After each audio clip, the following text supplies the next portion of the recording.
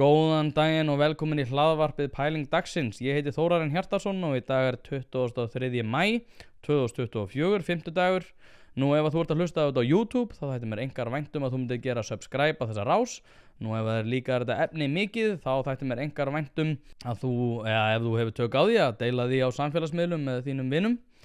Og nú ef það er líkar svakalega vel við þetta efni þá er hægt að fara inn á pardus.is/1pæling í einu orði. Og þar getur þú nálgast príma efni hlaðvarpsins ein pæling þar sem að ég ræði við stjórnmál og áhrifafólk á hennum ýmsu sviðum og já, þar í rauninni birti ég allt mitt efni en til þess að styrkja eins og ég segi þetta framlag hérna þá er best að gera það þannig. Ég hef ekki ennþá ákveðið hvert ég vil fara með þetta hlaðvarp. Ég hef svona, eins og segi, ég er í ákveðin togstreitu, mér langar ekki að lesa inn auglýsingar, mér bara hugnast það ekki. En þetta er mikil vinna og ég þarf að fjármagna þetta einhvern veginn og ég veit ekki hvort ég setja þetta bak við paywall eða hvað ég geri. En eins og segi, ef að þú vilt styrkja þetta og hafa þetta opið, þá er best að gera það með því að fara inn á pardus.is/1pæling.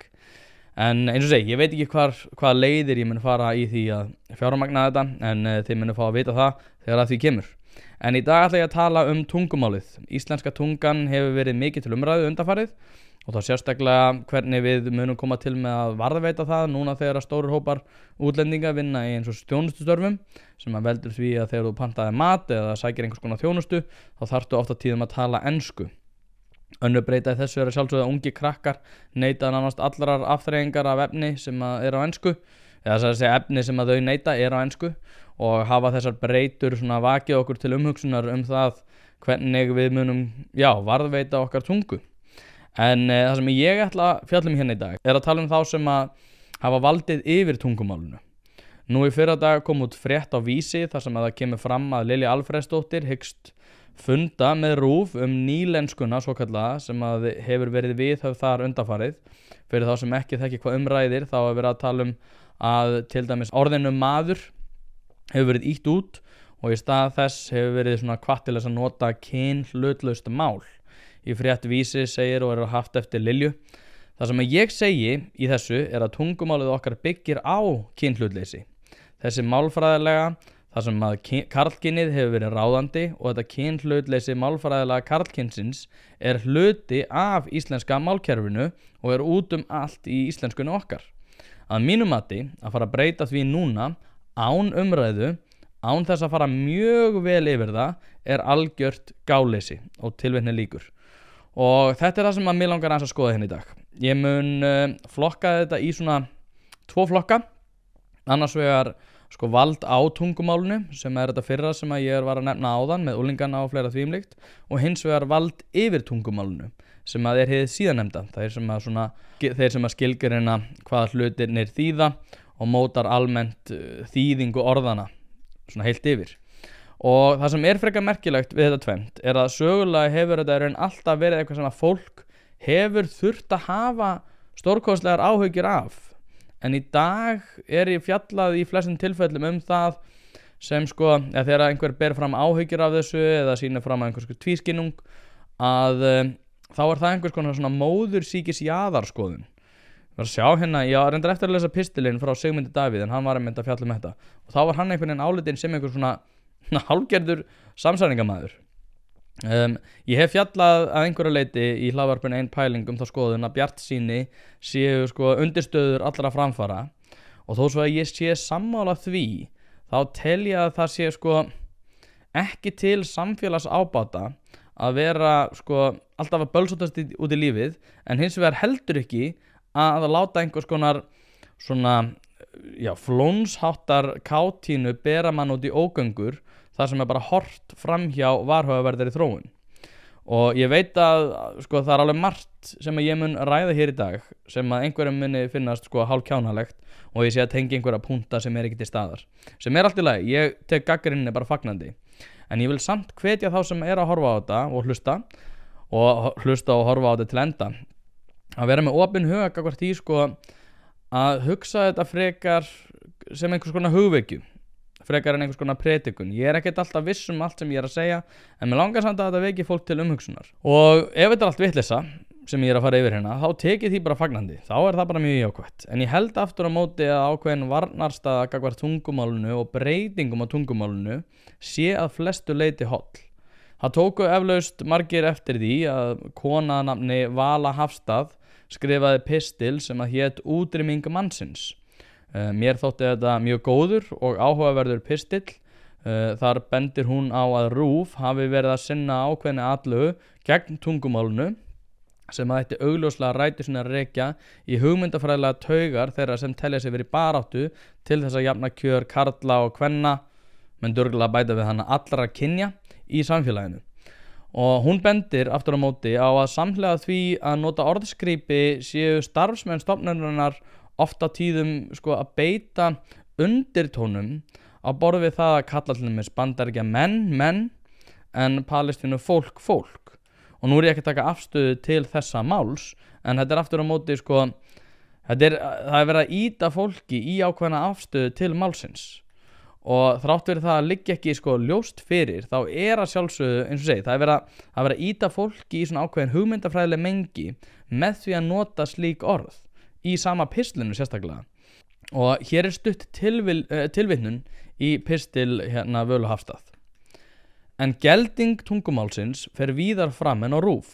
Nýlega fréttist að 9. bekkingum væri fyrirskipað að leiðrétta ýmsar setningar á tímum þannig að þær virkuðu fyrir öll kyn. Þetta voru setningar svo sem enginn má yfirgefa húsið, allir tapa á verðbólgunni, mönnum skipað að fara í sóttkví. Þetta aðeins byrjunin á því að útrýma hinu hlutlausa karlkyni. Þegar nýlensku hernir innleiða þá hugsun að hjá börnum að þeim beri að móðgast yfir hverjum þeim texta sem í karlkyni þá augljóst í hver stefnir. Við ölum upp þjóð sem svo hörundsár að hún ímynda sér að hinn íslenski málfræðigrunnur hafi verið lagður með það í huga að tala einungis til karlmanna. Í örvæntingu og hlýðinni við rétt sína kennara breytir hún hverjum þeim texta sem talist gæti karlægur, en áttar sig ekki á að leið brýtur hún niður allar grundvallar stoðir tungumálsins, sem þrátt fyrir alla sína karlægni kom okkur langtum lengra en öðrum þjóðum í jafnréttisbaráttunni. Hún lýkur svo pistlinum á því að segja: Við erum nefnilega orðin svo hörundsár og sjálfhverf sem þjóð að við lítum á tungumálið okkar sem aðför að eigin persónu í stað þess að sjá hvílíkur fjarsjóður það Nýlensku herinn hefur kennt okkur að leita að móðgun í hverju orði í stað þess að efla máltilfinningu hvers barns með því að auka íslensku kennslu, lesa fyrir börnin og hvetja þau til lesturs vandaðra bóka. Við getum ekki lengur setið hjá og látið þá sem í blindni þrá að sýnast viðsýnir vega frekar að tungumálun okkar. Látum nýlensku hersveitir ekki komast upp með að höggva mann og annan úr orðaforða okkar og tilvitnun lýkur. Mér finnst þetta vera alveg magnþrungin athugun og nær að varpa ljósi á þá augljósu staðreynd að þetta að eiga sér stað. Og í flestum tilfellum kemur þetta frá fólki sem einmitt telur sig vera svo viðsýnt að skrif að borð við Völu sé hægt að sé einhvern veginn að hægja á einhverju vegferð að einhverju fyrirheitna landi þar sem allir munu tala á þann máta sem að þau vilja að aðrir geri. Og Vala mætti eftir þennan pistil, hann fór náttúrulega mikinn þessi pistil, en hún mætti til Björns Þorlákssonar blaðamanns á Samstöðina þar sem að þau fjölluðu mismunandi vinkla þessa máls. Vala færði þar mjög góð rök fyrir sínu máli og mér langar að sýna ykkur stuttar klippur úr þessu viðtali. Já, það sem ég að benda á hvað þessi barátta þessa nýlensku hers undir yfirskinni jafnréttisbaráttu, hvað hún á miklu misskilningi byggð, vegna þess að við vitum jú að við erum fremst meðal þjóða í jafnréttismálum og það á við bæði konur og samkynhneigða og við erum all mjög stolt af þessu, en þetta gerðist áður en nýlenskan hóf innreið sína. Núna eins og þessi hermanna sé að leita að nýjum óvinni og hann hefur skilgreint íslenskuna sem sinn versta óvinn og núna virðist hann hafa það markmiði að leita að öllu sem hugsanlega geti verið móðgandi í tungumálinu og ráðast á það og þar á meðal orðið maður. Já. Og orðið maður er bara tegundarheiti. Það á við jafnt konur sem kalla og önnur kyn. Þetta er ekkert orð sem vísar eitthvað frekar til kallmanna og þetta er bara hlutlaust orð. En sérstaklega á RÚV, ég beini spjótum mínum á RÚV af því það er útvarp allra landsmanna, að þar hafa menn verið mjög móttækilegir fyrir þessari nýlensku. Já. Og þar verið markvisst að eyða út þessu orði maður og það líkar mér ekki. Hún bendir á svo góðan punkt hana út af því að í rauninni þetta eitthvað sem að skín oft í gegn án þess að vera mjög augljóst, að þetta sko í flestum tilfellum fólk sem bara að leita sér að óvinni. Hugmyndafræðin ber fólk ofurliði og í stað þess að reyna að viðhalda gildum og sjónarmiðum sem að vissulega hafa tekið breytingum hamast við að finna sér nýjan óvinn og á lélegri íslensku heitir þetta sjálfsögðu Jesúkomplexar þar sem að þú telur að þín hlutskipti í lífinu sé ekki að reyna að bæta líf fólk og líf annara með því að bæta umhverfið, heldur sko að móta það hvernig fólk hagar sér og talar til þess að þóknast einhverjum sko þriðja aðila sem að þú telur að eigi réttláta kröfum að aðrir tali þannig að þessum aðila líði betur sem honum gerir stundum ekkert. Og þetta snýr þá að einhverjum sem að sko, já eins og segi, einhverjum sem að vill að þú talir öðruvísi. Hvernig þú hagar samskiptunum þínum gagnvart konunni þinni, að stýra þig hvernig þú hagar sko, samskiptu við vini þína, hvaða orð þú mátt nota, hvaða orð þú mátt ekki nota og hvar þú mátt nota þau og þar fram eftir götunum. Og allt þetta sjálfsögðu valdtaka þó svo að það sé aldrei viðurkennt. En það sem sko áhugavert við þennan pistil og hugvekju Völu Hafstað að þetta náttúrulega sko ríkið sem að hér ræðir. Það ríkið sem að móta okkur að þessum nýja veruleika þegar að RÚV á í hlut. Og ég ætla að spila aðra klippu úr þessu sama viðtali sem að hugvekja sem að ég reyndar hafði ekki einu sinni hugsað úti áður en að hún sagði þetta. Og þetta snýr að samskiptatengslum kynslóða og áhrif á bókmenntahefð. Hlustið á þetta. Skrifa. Já, þetta sko aðför að málfræði grunninum okkar og það það sem svo alvarlegt. Vegna þess að ef við förum að kenna börnunum okkar að setningar eins og allir þurfa að fara út, enginn má koma inn og eitthvað slíkt, séu hreinlega rangar, að þá fara þau að skrifa í allt öðrum stíl en við þekkjum og þá rofna tengslin milli þessara nýju kynslóðar og allra bókmenntan okkar. Þá hætt á því að þessi kynslóð sem við erum að ala upp, hún skilji ekki lengur textana sem skrifaðir voru eða misskilji þá gjörsamlega og haldi að til dæmis orð eins og mannamót og mannætur hafi bara átt við kallmenn. Gæti svo sviðsmynd raungerst að við myndum endurskoða allan okkar fyrri litteratúr og já, allir þetta verði ekki bara allt endurskrifað. Já. Það kemur ekki óvart ef nýlensku herinn fær að stjórna. Mér þótti þetta mjög áhugavert því að þetta rauninni skref í þá átt að kynslóðir geti ómögulega rætt málin með því málfari sem að báðir aðilega skilja. Og svo ég minni á sko varnaðarorð Orwell, þá það sko þeir sem að stjórna nútímanum, þeir stjórna fortíðinni og þeir sem að stjórna fortíðinni stjórna framtíðinni. Og svo ég ítreki það nú, þá erum við að tala ríkisútvarpið, ríkisrekin fjölmiðil og því ætti hann að mínum að gæta sérstaklega að aðhaldi innan stofnunarinnar. Og þá kynni einhver að segja, sko, heyrðu býtu Tóti, nú það sko hlutverk ríkisins að viðhalda menningu og stuðla framþróun íslenskara tungu.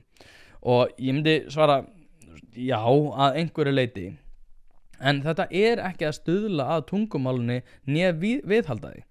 Þetta framvirk herferð í því að þóknast ákveðnum hópum sem að telja tungumálið eiga að vera öðruvísi en fólk notar það dagsdaglega. Og þetta þetta hugmyndafræðileg breyting en ekki aðgerð sem að stuðlar að því að fólk kunni betur að valda tungumálinu. Þetta vald yfir tungumálinu, þetta ekki að stuðla því að fólk hafi vald á tungumálinu. Og eins og segi, það mjög mikilvægt að við höfum þessa aðgreiningu í huga út af því að það munur á því að hafa vald yfir tungumálinu og hafa vald á tungumálinu. Vald á tungumálinu byggist á því að einstaklingur getur komið frá sér sínum hugðarefnum. Vald yfir tungumálinu fólk sem að krefst þess að hafa stjórn á því hvernig aðrir tjá sig. Og eins og segi, þetta eitt af því sem að Vala nefnir í viðtalinu við Björn. Það sem hún segir einmitt að við getum varla að fara fram á það að útlendingar læri tungumálið þegar við sjálf að breyta því í tíma og ótíma með orðaskrýpum sem að eiga sér enga málfræðilega stóð í tungumálinu. En aðeins aftur að hugmyndafræðinni. Því að eins og ég nefndi í upphafið þá þetta sjálfsögðu herferð í því að þóknast móðguðu fólki svo við séum bara hreinskilin hérna. Og hér Vala örlítið að fjalla það. Mér finnst þið vera að ala upp kynslóð sem við erum að biðja að leita að móðgandi orðum í tungumálinu. Við erum að gera þessa kynslóð svo hörundsára og eitthvað bara húmórslausa, ég verð að segja alveg reynd út. Já. Að hún á ekki að geta lesið nokkuð texta nema að hafa það í huga hvort þetta eða hitt gæti hugsanlega móðgað hana. Það finnst mér svo sárt. Og það þetta sem ég langar svolítið að leggja sérstaklega áherslu á. Því að þetta tengist að sjálfsögðu því sem ég hef verið að fjalla í öðrum þáttum að akademískt frelsi á undir högg að sækja og það nákvæmlega út af þessum kúltúr. Þar sem að við með fólk sem að kennir einhvers konar móðgunarfræði og krefst þess að aðri lúti þeirra hugmyndum það hvernig fólk skuli tala og haga sínu lífi. En þetta einskorðast ekki við það. Nú nýlega var ég að hlusta á viðtal við kennara og ég ætla ekki að nefna greinina því að hún líklega ekki fjölmenn. En þess að manneskja sem að kennir mjög flókin vísindi á háskólastigi.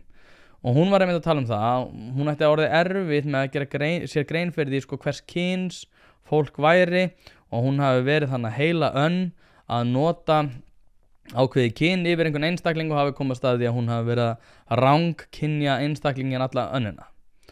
Og svo sagði hún, skilur að þetta hefði breyst náttúrulega rosalega mikið á síðastliðnum 10 árum þar sem að fólk væri farin með þetta svolítið út í buskan.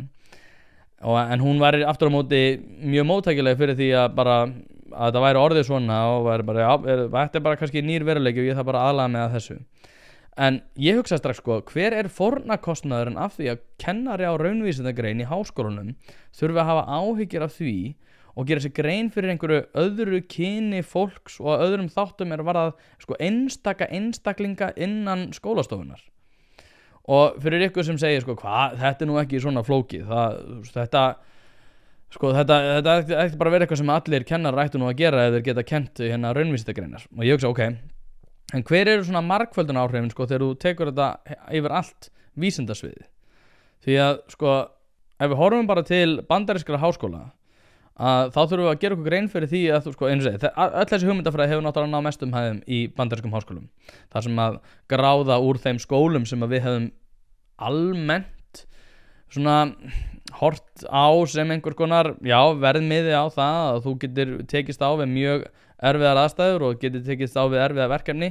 Það orðið miklu verðminna. Því að það bara einfaldlega búið að hóla þessar stofnunar innan vegna ofangreindra forsenda. Og ég segi, þetta bara svona orðhengilsháttur móðgara einstaklinga sem að geta ekki tekist á við raunir lífsins og þess vegna ætla þau að fá aðra til þess að móta sig að eigin lífi.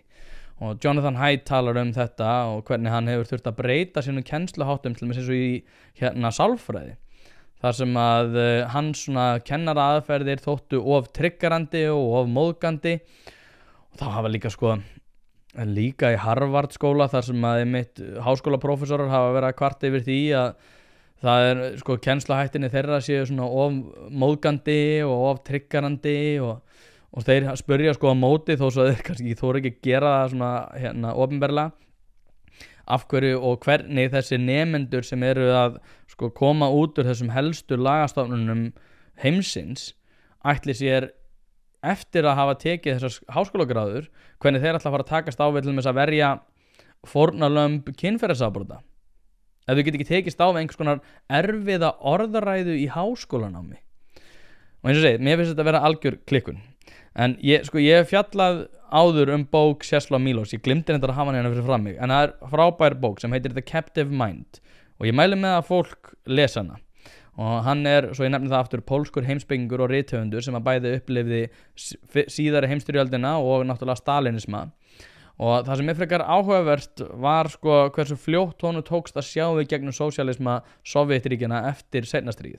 En bókin, svo ég nefni það aftur, Captive Mind, eða sá einhvern hérna skrifa hugsun í ánauð. Hún hefur ekki verið þýdd á íslensku og ég mæli eindregið með því ef einhver hefur tök á því að þýðana og kann að þýða bækur, að þá væri einstaklega gott að fá hann að þýdda. En bókin kemur út sama ár og Stalin lætur lífið og fjallar áhrif ofríkis þegar það í formi sálfræði hernaðar sem að var í rauninni miklu mikilvægari þáttur heldur en líkamlegt ofbeldi á þessum tíma sem að oft gleymist. En hann fjallar hugtakið Kettmann sem á rætur sinni að rekja í Íslam og það notað sko yfir afstöðu þar sem að þín afstöðu mótsagnakend í eðli sínu. Þar sem að sko hræðsla við valdið svo mikið að þú talar fyrir hagsmunum ríkjandi hugmyndafræði þrátt fyrir að vera henni ósammála. En sko hræðsla reyndar ekki alveg rétt orð því að sko hræðslan ekki mikilvægasta forsendan. Einfaldasta skýringin sem að mér hefur dottið í hug hingað til að Kettmann sé sú sannfæring að hugmyndafræðin og regluverkið sé orðið einstaklingnum mikilvægara heldur en bæði sannleikurinn og eigin sannfæring því að fólk mátar svona eigið einkenni að hugmyndafræðinni og fyllir stolti ef að því tekst að koma auga á efasemdir annara og uppræta þær. Jafnvel ef að þeir eru þversagnunum sammála, það að segja efasemdunum. Og eins og Miloš lýsir þessu bók sinni að þá sko jafnvel þeir einstaklingar sem verða áskynja eigin efasemdir beri sko ábyrgð á því að svona kaffar henni og tala gegn henni. Það að segja eftir því sem þú fyllist meiri efasemdum því meiri ábyrgð berð þú á því að hugmyndafræðin verði ofan á. Og nú þegar ég segi þetta þá minnist ég þetta þess að Arnar Þór Jónsson, forsetaframbjóðandi, ræddi við mig, ég man nú ekki hvernig þetta, við höfum nú rætt nokkru sinnum málin, en hann talaði sko leikhúsið, þar sem að samfélagi var orðið ákveðið leikhús. Ég man þetta nú ekki alveg, en mér langast að minnast þess að þetta, þegar hann talaði það sko að fólk væri sett í ákveðin hlutverk og að endingu væri þau orðin hlutverkin. Í stað þess að verða helst eftir einstaklingar sem að mótuðu eigin afstöðu, að þá yrðu þeir sko starfið sitt eða yrðu að því sem að samfélagurinn setti þá í. Og Kettmann í rauninni svona endamörk slíks samfélags, þar sem að þú ert ekki bara það hlutverk sem að þér hefur verið úthlutað í starfi, heldur ertu sko umfram það mótaður af því sem að ríkið segir að þú sért hverju sinni. Og ert jafnvel sko móttækilegur fyrir því að breyta sjálfum þér ef að það þóknast ríkisvaldinu og að sjálfsögðu náttúrulega athugasemdalaust. Og þetta svolítið líkt því sem að kemur fram í bók George Orwell 1984 þar sem að Winston Smith sem aðalpersóna bókarinnar ekki bara sko starfsmaður Ministry of Truth sem að svo stofnun sem að berst fyrir því að útrýma gögnum sem eru ríkisvaldinu ekki þóknanlegar, heldur hann líka meðlumur í flokknum sem að rekinn af ríkinu.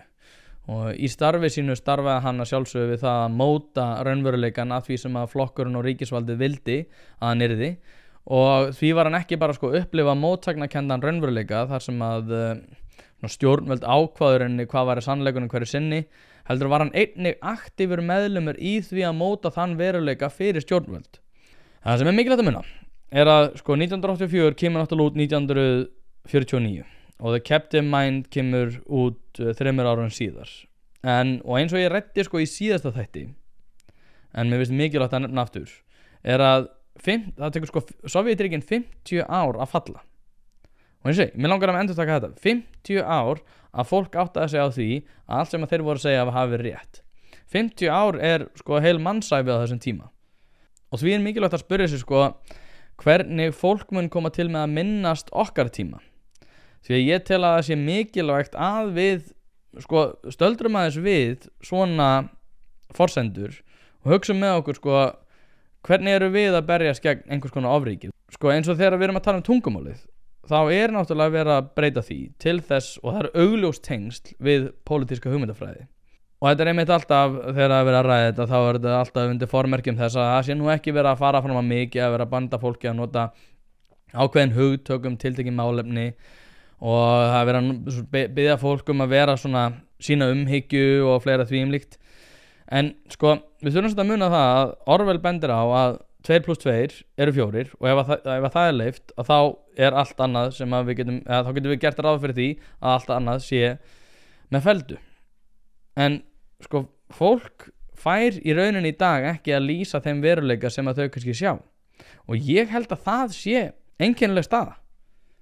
Það höfuð frelsið að fólk fá að lýsa þeim raunveruleika sem að það sér hverju sinni. Sama þótt að þér geti fundist hann vera algjörlega fáránlegur. Það fullt af fólki sem mér finnst alveg vera fáránlegum skoðunum, en þau lýsa samt þeim veruleika sem að þau sjá. Og eins og segi, svo getur bara tekist á hvort að það sé rétt.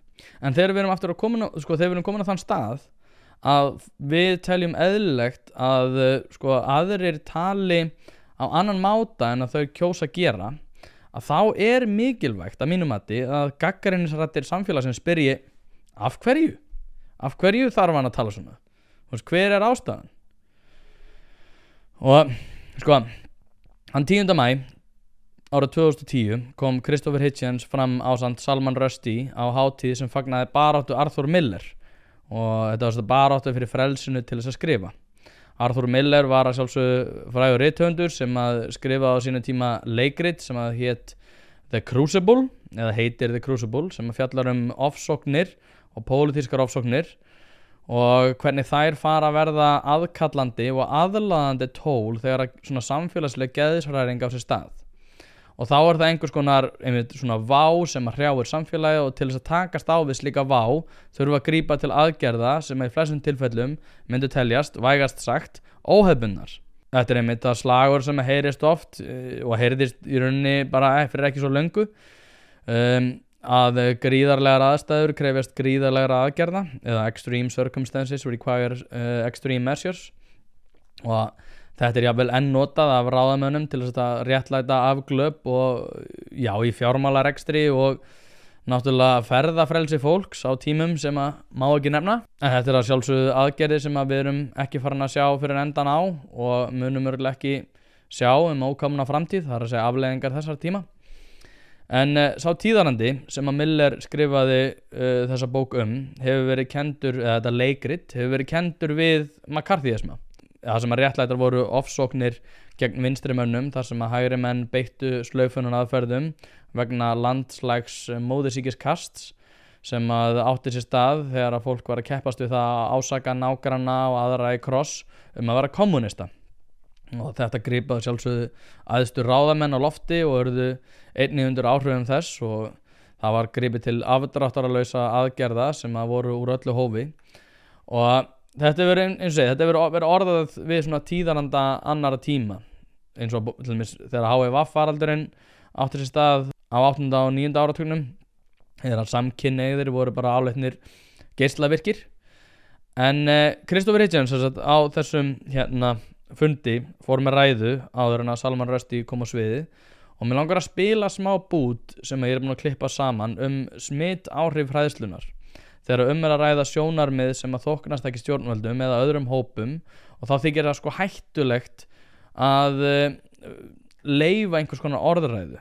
Og eins og segi, þegar fólk fara að tala hættulega orðræðu, þá að mínum mati skapar það hættulegar aðstæður og hættulegt andrúmsloft.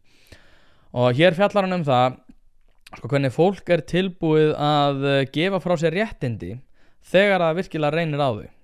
Og í flestum tilfellum þetta gert í svona litlum skrefum, og í þessari ræðu kemur hann einmitt inn á það sem að Arthur Miller gerði okkur ljóst með þessu leikriti, og hvernig fólk bregst við þegar það verður ákveðið svona öngþveiti í samfélaginu, og hvernig við erum tilbúin að snúast gegn hvort öðru þegar aðstæður leiða okkur svona til þess að telja okkur allavega að vera í hættu. En hér klippan. Which is to say the contagion of fear.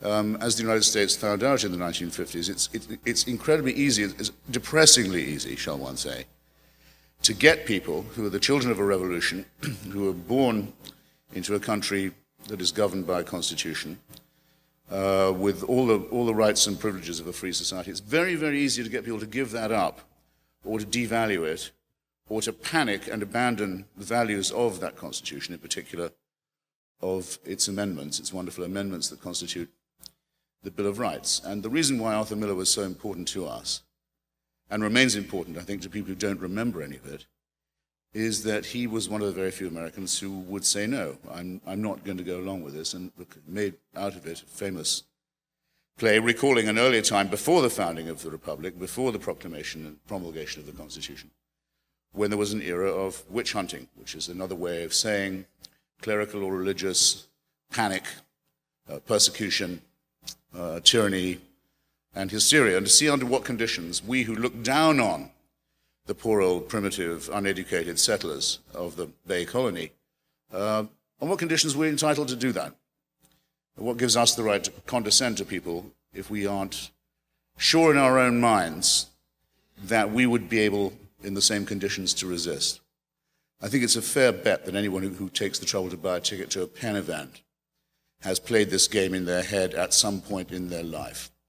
How would I shape up? When should I have started? Would it have been with the censorship? Would it have been with the racism? Would it have been with the off-the-record imprisonments and executions? At what point? I feel sure I would have taken a stand at some point. I would have been brave. We all have had to do this, and we've all had to look at societies contemporary to ours and in the past. And so the question comes right back to where I suppose I initiated it, which is, it's no longer a hypothetical one. You're not being asked, what would you do when the climate of fear began to spread, and when even people you thought to be reliable and brave will remember urgent appointments elsewhere and say, well, perhaps this particular meeting I could skip. You can feel the air, the atmosphere thickening with excuses and with euphemisms. No, the question is, what are you going to do about this? What are you going to do about it? Now, if what I was just told is true, the ranks of this very hall this evening were thinned, not by the prospect of having myself instead of Sherman Alexie, forbidding enough as it is, but by a fizzled nothing of a bomb in Times Square. Look, you are the children of a revolution. The United States did have to go through a great deal to erect this architecture of constitutional freedom and protection. People in living memory died to register to vote, to be able to hold a public meeting, to be able to assert their most basic and elementary rights. And we celebrate them every year, and we all wish we could have been there, and we weren't. But we can be, because there'll always be a time, a rendezvous with this question, and everyone's going to measure themselves, as Arthur Miller did, by how they shape up to it. Sko, það eitt viðmið sem ég horfi oft til þegar að ræða það hvernig stjórnvöld haga sér gagnvart borgurunum, og það að spyrja sjálfan sig, sko, hvort að maður væri ánægður með eigin hugmyndir ef að horft tilbaka, eins og ég var að fjalla þessu maður. Ef maður ímynda sér, sko, hvernig við séum að skrifa söguna og hvernig maður myndi vilja að hún yrði skrifuð. Því ég held að sé auðvelt að horfa á eigið líf sem svona óháða breytu gagnvart sögunni, og að þú horfir svona á, eins og segi, eigið líf sem einhvers konar bara svona framleggingu af bara lífi annara. En ég held að það sé röng túlkun, og sérstaklega jafn fámennu landi á Íslandi, og þá ég ekki að tala eitthvað mikilmennsku brjálæði, heldur bara jafnvel, sko, hvaða áhrif þú hefur á þann kjarna sem þér næst, eins og fjölskylduna eða vinnuna, og hugsa, sko, ertu jákvæð breyta eða ertu neikvæð breyta í því umhverfi sem þú ert í. Örugglega erum við bæði á einhverju tímapunkti, en svona ef við komum upp í Net Plus þá erum við í góða málum. Og með það í huga, þá langar maður að spila aðra klippu fyrir ykkur, og þessi er lengri en hún 4 mínútur, en mér finnst hún ná vel utan það sem ég búin að vera að reyna að færa rök fyrir í sambandi við vald og tungumál. Því ég gerir mér alveg grein fyrir því að mögulega ég búin að tapa þræðunum fyrir sumum. En ég held aftur á móti að þetta sem ég búin að vera að tala sé samtengt. Sko, hér Christopher Hitchens að ræða George Orwell og hugmyndir hans vald og tungumálið. He realized that often this trick is masked in language. If you only read one essay of his, you must read the one that's called Politics in the English Language, in which he exposes the fraud, the way in which euphemism is used to mask brutal reality. If I was to give you an example now, I suppose I would say, to take the most recent, most obvious one, I don't think now that any member of any American administration would use the word collateral damage again to describe what it does describe, civilian casualties. Those of you who know that expression or who've known how to see through it have done, in your way, an Orwellian job, and you probably, without knowing it, owe it to Orwell that this is a capacity that you have. But that's the trick, in effect. You find a nice name for a nasty thing and you get it spread around by making it seem technical or technological. If I could summarize it in one sentence, that would be it. He was onto that.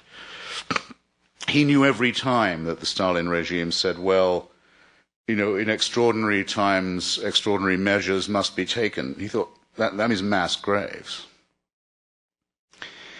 He knew without being told, by reading their own propaganda, that whatever the truth was, the propaganda was lying, and it was using nice words for disgraceful things. This is a trick that should never desert you. You can all do it for yourself. There's no reason not to do it. Interrogate what you read and what you're given in that spirit, and you'll find it all the time. It's remarkable to me, in fact, that he was able to do this and to be considered exceptional for it. But he did stick to it, and he did therefore understand how great noble ideas can turn into their opposite, and thus that in 1984 freedom is slavery, and war is peace, and people live with the negation because they believe the party or the authority or the dictator who claimed it in the first place, and they didn't have the nerve to doubt it, because if they were wrong, if they had themselves been fooled, then what would it make them? I've talked up till now about power, and I think I'll stop at this point and invite your questions by just saying this. Power is only what you allow it to be. Very many people put up with political lying and political illusions and political propaganda because if they were to denounce it, they would have to admit that for many decades they had themselves been fooled, that they had been taken for granted, that they had allowed themselves, so to speak, to be deceived. The con man's work is always done for him by the victim. The victim doesn't want to go to the police and say, I've been conned. I was so stupid that I did this. They don't wish to admit it. So in a subtle and deadly way, the dictator can dirty enough people up to make them all complicit in his rule, or I suppose her rule. Can make them the tortured yet willing, masochistic, complicit element in his own sadistic mania. Now, what you can't necessarily do about power or about authority, you can do for yourselves and your fellow readers and fellow students and fellow citizens. You can resolve not to be a citizen like that. You can resolve not to do the work of power for it. You can resolve not to let lies be told in your hearing. You can resolve not to use sloppy language that is euphemism. And then I think, I'll leave it, I think, like this. You'll realize that the reading of Orwell is not an exercise in projecting blame on others, but is an exercise in accepting a responsibility for yourself and or for yourselves. And it's for that reason that he'll always be honored and also that he'll always be hated. And I think he wouldn't have had it any other way. And as a chronicler of his, neither would I. En svo ég undirstriki það, svona að lokum, að þá þykir mér það sem að hann að lýsa, ekki lýsa raunveruleikanum á Íslandi. Það bara langt í frá. En eins og ég fjallaði áður, þá mikilvægt að tala tungumálið og þá sem að reyna að hafa áhrif á það áður en að verður erfitt. Og líklega eru margir sem að ég hafa hlustað á þetta sem að segja bara, þetta nú bara einhver paranoia sem að á sér enga stóð raunveruleikanum. Og ég myndi bara segja, já, vonandi. En ef við spyrjum okkur að þeirri einföldu spurningu hvort að við eigum að vera að gera meira eða minna af því að breyta tungumálun okkar undir formerkjum svona pólitískrar hugmyndafræði, hvert væri þá svarið? Og með þeirri einföldu spurningu ætla ég að kveðja ykkur. Ég vona að þið muni að bara geggja það helgi. Takk kærlega fyrir að hlusta. Ef þú vilt styrkja við þetta enn og aftur, pardus.is/einpæling. Hafa það gott, bye.